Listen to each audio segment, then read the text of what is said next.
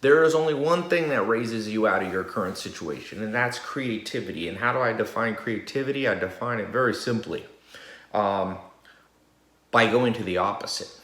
If you want to know what something is, first define what it isn't. What creativity isn't is banging your head on the wall doing the same things. And I've seen the smartest, wealthiest, most quote unquote successful entrepreneurs doing the same thing over and over. In fact, when I look at my life, what would I do differently? I would pivot faster.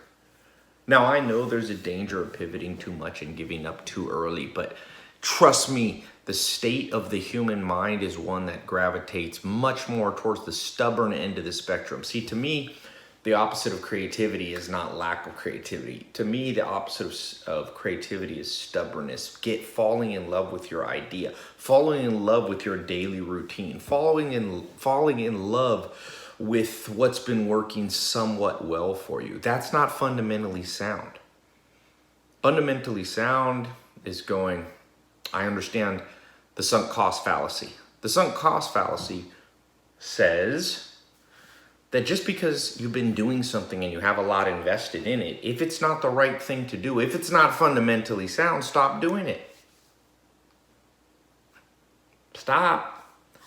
It's not enough to add new things to your life. You have to stop doing something, and that's the hardest part.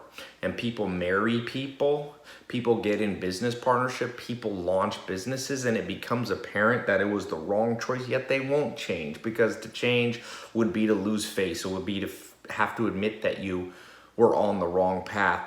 So instead, people stay on the fundamentally unsound path forever. Doesn't work. It doesn't work. Fundamentally, if something's wrong, it should be stopped immediately, even if you have $1 million invested in it, even if you have 10 years of your life invested in it. But once again, people aren't taught how to think